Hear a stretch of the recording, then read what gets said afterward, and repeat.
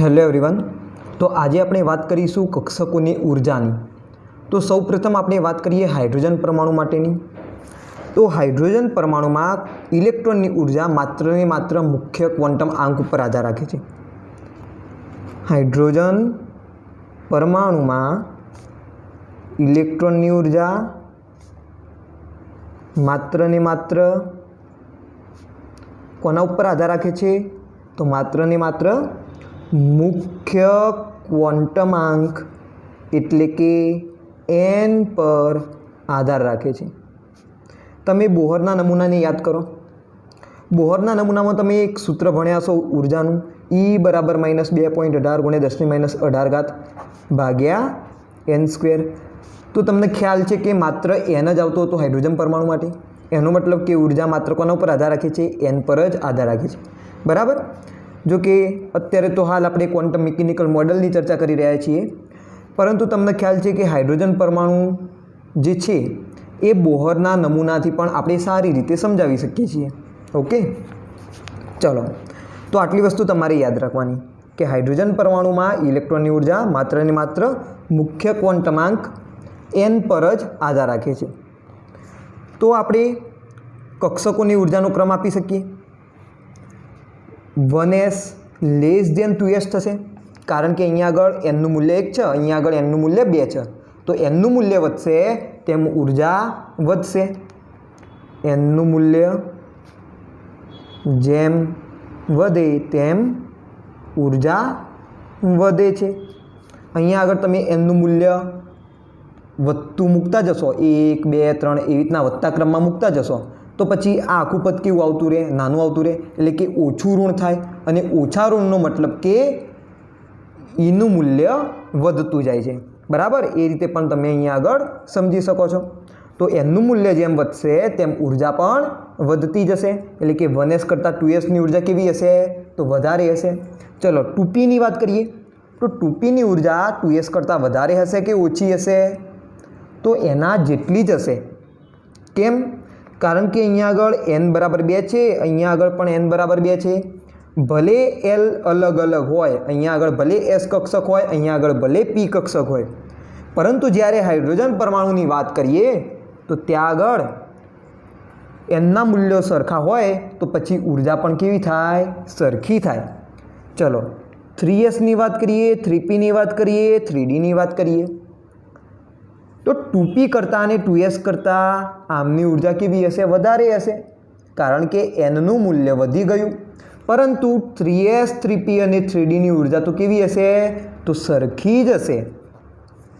એવી રીતે 4s = 4p = 4d = 4f લખાય, અને લેસ ધેન પછી 5 માટે પણ આવું જ થશે। 5s = 5p = 5d = 5f = 5g। Okay, તો હાઇડ્રોજન પરમાણુની જ્યારે વાત કરીએ તો એક જ વસ્તુ યાદ રાખવાની, મુખ્ય ક્વોન્ટમ આંક n ઉપર આધાર રાખશે અને nના મૂલ્યના વધારા સાથે ઉર્જાનું મૂલ્ય વધતું જશે। તો આના આધારે આપણે શક્તિ સ્તર આકૃતિ પણ દોરી શકીએ। શક્તિ સ્તર આકૃતિ તો કેવી રીતે દોરાય? તો એ જોઈ લો। અહીંયા આગળ આપણે શું કરીશું? તો જેમ જેમ સ્તંભમાં ઉપર જતા જઈશું તેમ તેમ ઉર્જા વધતી જશે। એટલે કે અહીંયા આગળ આપણે આ રીતે લીટી દોરીને એક કક્ષક દર્શાવીશું 1s। ચલો 1s કરતાં 2sની ઉર્જા વધારે હોય તો ઉપર દર્શાવવાની। તો અહીંયા આગળ માની લો કે છે 2s અને આ બીજી કક્ષક 2p દોરી। એવી રીતે અહીંયા આગળ 3s 3p અને 3d આવશે। કેમ? તો ત્રણેય એક જ લાઇનમાં આવશે, કારણ કે ત્રણેયની ઉર્જા સરખી છે। 3s 3p 3d। એવી રીતે અહીંયા આગળ તમે 4s 4p 4d 4f દર્શાવી શકો આ રીતે, અને 4f। એવી રીતે ઉપર 5sની લાઈન આવશે, પછી 6s આવશે, પછી 7s, બરાબર। તો આ રીતે આગળ ક્રમ ચાલતો જશે, પરંતુ જેમ સ્તંભમાં ઉપર જઈએ તેમ ઉર્જા વધતી જાય છે।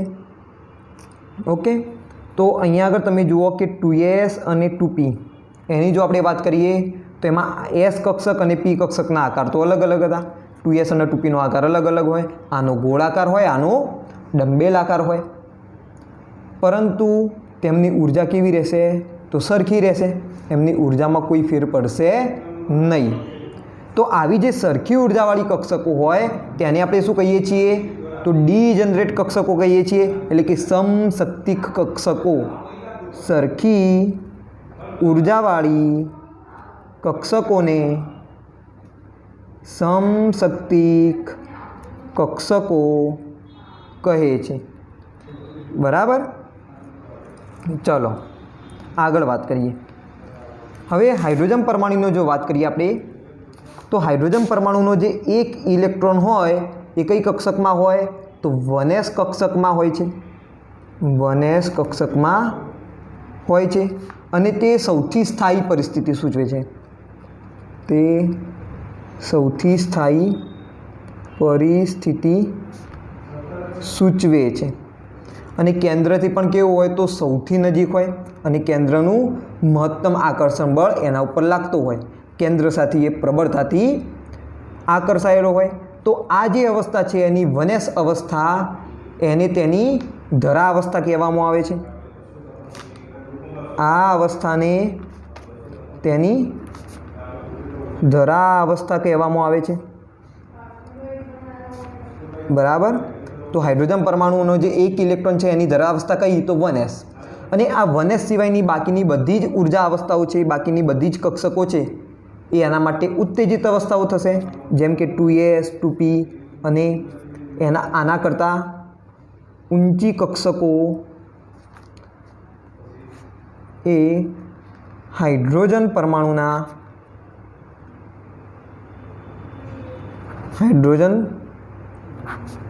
પરમાણુના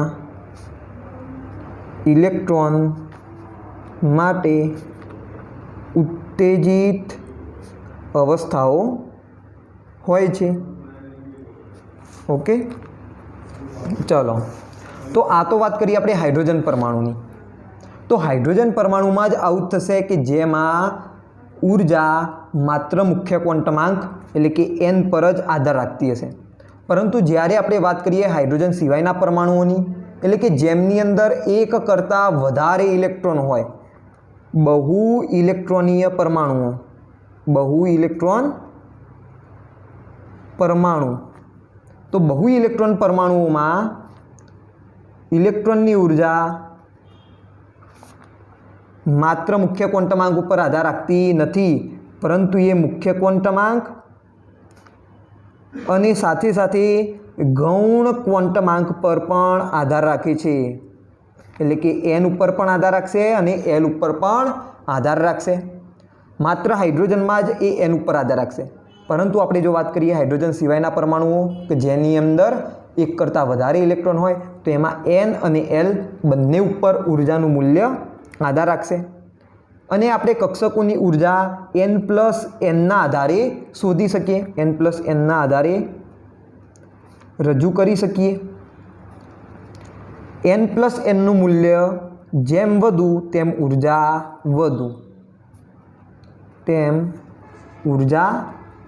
વધુ, જેમ કે વાત કરીએ આપણે 1s કક્ષક માટે, તો 1s કક્ષક માટે n+nનું મૂલ્ય શોધીએ તો n કેટલા? 1. lનું મૂલ્ય કેટલું? s માટે 0, તો n+l આવી જશે 1. ચલો 2sની વાત કરીએ તો એમાં n+l આપણે નીકાળીએ તો nનું મૂલ્ય કેટલું? 2. nનું મૂલ્ય કેટલું? 2. lનું મૂલ્ય કેટલું? 0, તો થઈ જશે 2. તો 2 1 કરતાં કેવા? વધારે. તો 2sની ઉર્જા 1s કરતાં કેવી? વધારે. તો આ રીતે આપણે ઉર્જાઓ શોધી શકીએ. કોનામાં?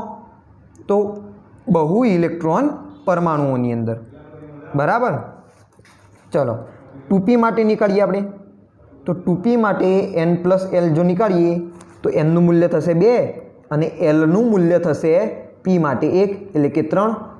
તો હવે જુઓ 2p માટે n+l 3 આવ્યા અને 2s માટે કેટલા હતા? 2 હતા. તો 2 કરતાં 3 તો મોટા કહેવાય. એનો મતલબ કે 2pની ઉર્જા 2s કરતાં કેવી છે? વધારે છે. 2pની ઉર્જા 2s કરતાં વધારે છે. હાઇડ્રોજન પરમાણુમાં 2p અને 2s બંને સરખા હતા, બંનેની ઉર્જા સરખી હતી. પરંતુ હાઇડ્રોજન સિવાયના પરમાણુઓમાં કે જેમાં શું હોય? એક કરતાં વધારે ઇલેક્ટ્રોન હોય, તેમાં 2p અને 2sની ઉર્જા કેવી હશે? તો અલગ અલગ હશે. અને કોની ઉર્જા વધારે હશે? તો જેમાં Lનું મૂલ્ય વધારે હોય તેની ઉર્જા વધારે હશે, કારણ કે n તો સરખા જ છે. આમાં પણ n બરાબર 2 છે, આમાં પણ n બરાબર 2 જ છે, પરંતુ જેમાં Lનું મૂલ્ય વધુ આવ્યું તેની ઉર્જા વધારે આવી. એટલે કે 2pની ઉર્જા કેવી છે? 2s કરતાં વધારે છે. તો તમે એમ પણ લખી શકો કે સરખા nના મૂલ્ય માટે Lનું મૂલ્ય વધુ તેમ ઉર્જા વધુ. આવું તમે લખી શકો. સરખા nના મૂલ્ય માટે Lનું મૂલ્ય વધુ તેમ ઉર્જા વધુ. ચલો આગળ આપણે વાત કરીએ 3sની.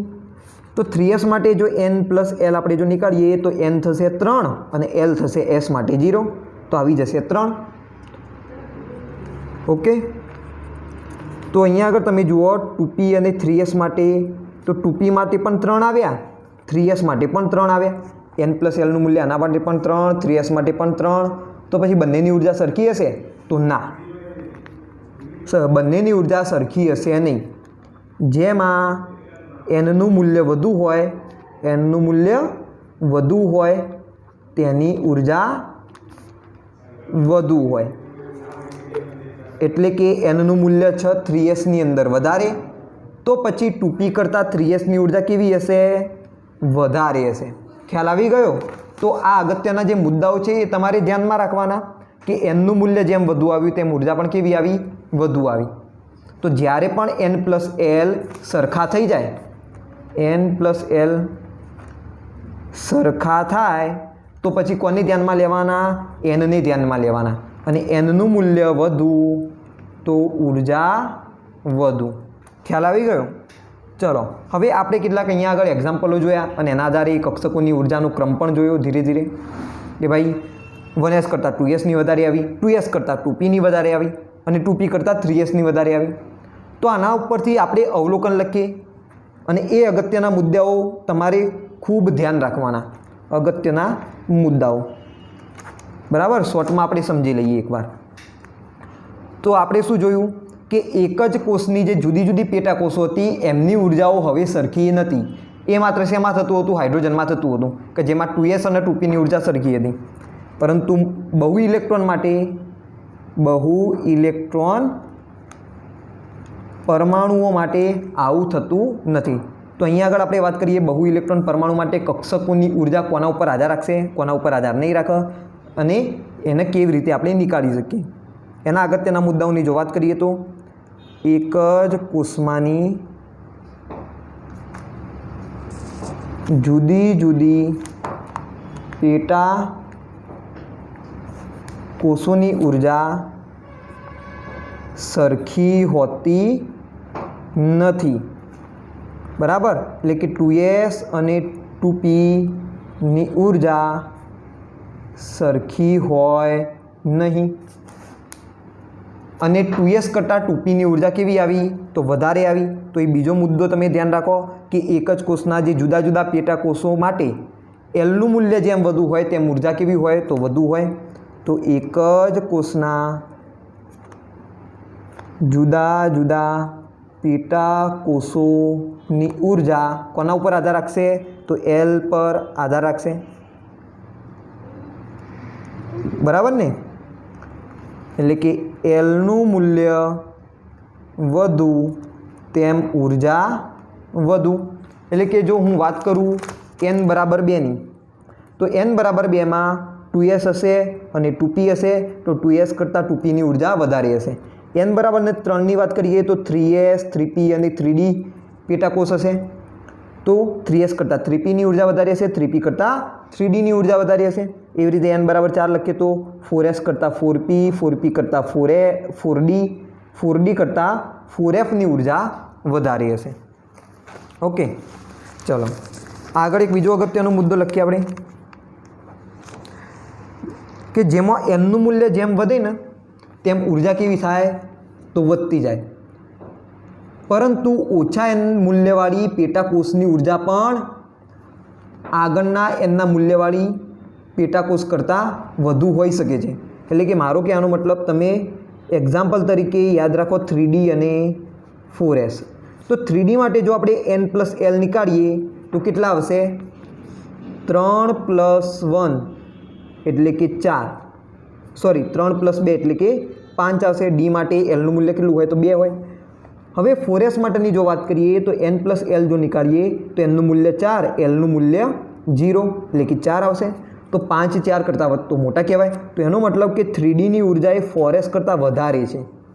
તો અહીંયા આગળ nનું મૂલ્ય તો ઓછું હતું, તેમ છતાં એની ઉર્જા આગળના કોષ કરતાં વધુ છે, આગળના કોષની પેટાકોષ કરતાં વધુ છે.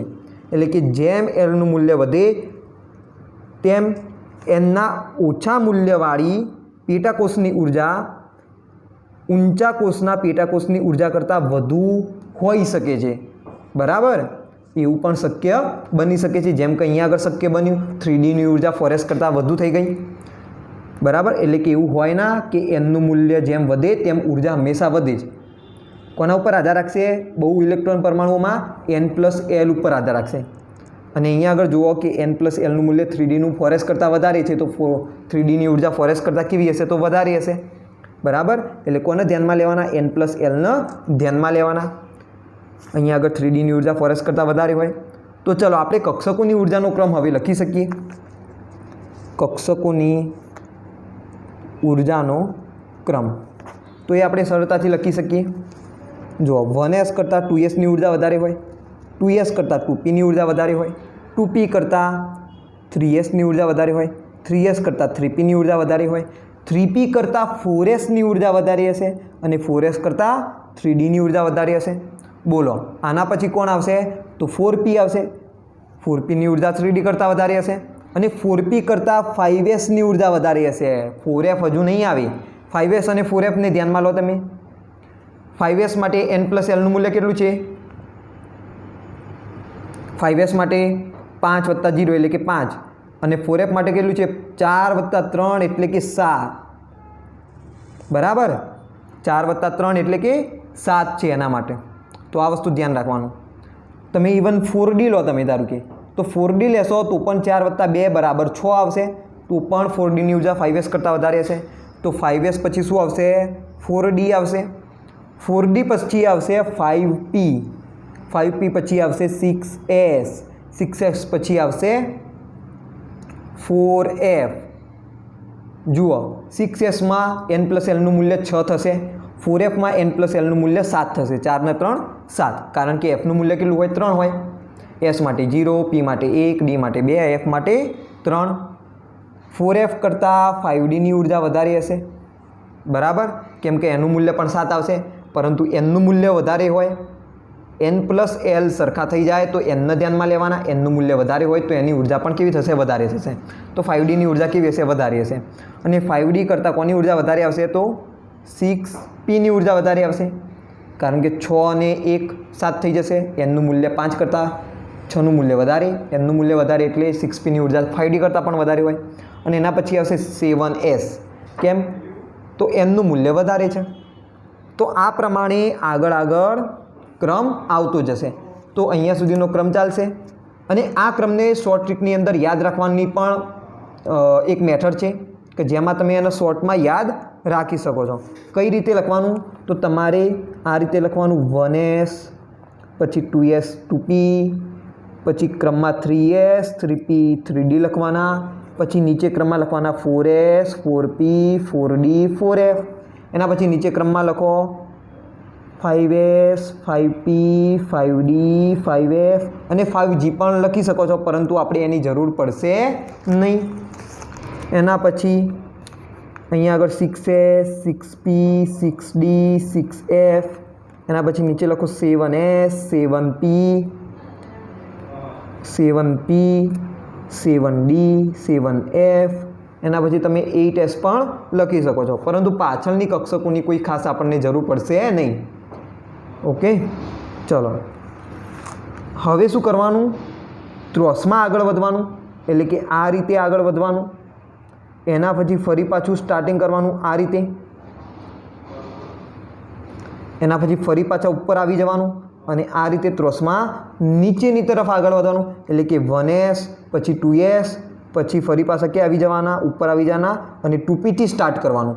2p 3s। ફરી પાછા ઉપર આવી જાઓ અને સ્ટાર્ટ કરો ઉપરથી નીચે તરફ ત્રોસમાં, એટલે કે 3p 4s। એના પછી શું આવશે 3d 4p 5s આવશે। એના પછી શું આવશે 4d 5p 6s આવશે। અહીંયા આગળ ક્રમ લખેલો છે એના સાથે સરખાવતા જાઓ। જુઓ 3p પછી 4s આવ્યું કે નહીં, 3p પછી 4s આવ્યું, એના પછી 3d પછી 4p પછી 5s આવી ગયું, આમ પછી 4d આવ્યું, પછી 5p આવ્યું, પછી 6s આવ્યું, પછી શું આવશે 4f 5d 6p 7s આવશે, 4f 5d 6p 7s આવ્યું। એના પછી તમે ફરીથી આ રીતે ચાલુ કરી શકો છો ક્રમ 5f 6d 7p 8s। એના પછી ફરી પાછા તમે અહીંયાથી સ્ટાર્ટ કરી શકો છો। તો અહીંયા આગળ તમે ધ્યાન રાખજો 5g પછી 6f પછી 7d પછી 8p પછી 9s આવશે। ભલે અહીંયા આગળ લખેલા ના હોય પરંતુ છેક s સુધી ક્રમ આવતો જશે, બરાબર। તો અહીંયા સુધી તમે 7s સુધી અત્યારે હાલ તો યાદ રાખો, આગળ વધારે આપણે જવાની જરૂર નથી। ઓકે, અહીંયા આગળ કેટલાક કક્ષકો મેં દર્શાવી નથી, જેમ કે અહીંયા આગળ 6g પણ આવે, આગળ અહીંયા આગળ પછી AHIJK એમ આવતું રહેશે। અહીંયા આગળ 7f પછી 7g પણ આવે, એટલે આગળની કક્ષકો આપણા માટે કોઈ જરૂર નથી, તો દર્શાવવાની જરૂર નથી તમારે। 7s સુધી તમારું કામ થઈ જશે, અહીંયા સુધી હાલ તો યાદ રાખો। ઓકે, તો આ એક શોર્ટ ટ્રીક છે જેના આધારે તમે ગણતરી વગર પણ ડાયરેક્ટ કક્ષકોનો ક્રમ નક્કી કરી શકો છો। n+lની જો ગણતરી ના કરવી હોય તો તમે ડાયરેક્ટ પણ આ ક્રમ નક્કી કરી શકો છો, પરંતુ હું એમ કહેવા માગું છું કે તમે તૈયાર કરી દો। ઓકે, તમે 1 થી 30 સુધીના તત્વોની અંદર જે જરૂર પડે છે કક્ષકોની ત્યાં સુધીનો ક્રમ તમને આવડવો જોઈએ, એટલે કે 6s અથવા તો 5p સુધીનો ક્રમ તમને યાદ હોવો જોઈએ। પાછળનો ક્રમ કદાચ યાદ ના હોય તો એ પણ ચાલશે, પરંતુ આ શોર્ટ ટ્રીક તમે યાદ રાખજો, એટલે કોઈ પણ જગ્યાએ તમે અટકી ના જાઓ, બરાબર। હવે ચલો આગળ એક અગત્યના મુદ્દાની વાત કરી લઈએ થોડા। સમાન પેટાકોષો લઈએ આપણે જુદા જુદા તત્વોની, બરાબર। એટલે કે પરમાણુ ક્રમાંક જેમ વધતો જાય તો સમાન પેટાકોષોની ઉર્જાની અંદર ફેરફાર થશે, બરાબર। અને એ ફેરફાર કેવો થશે તો પરમાણુ ક્રમાંક વધવાના સાથે સમાન પેટાકોષોની ઉર્જામાં ઘટાડો જોવા મળે છે।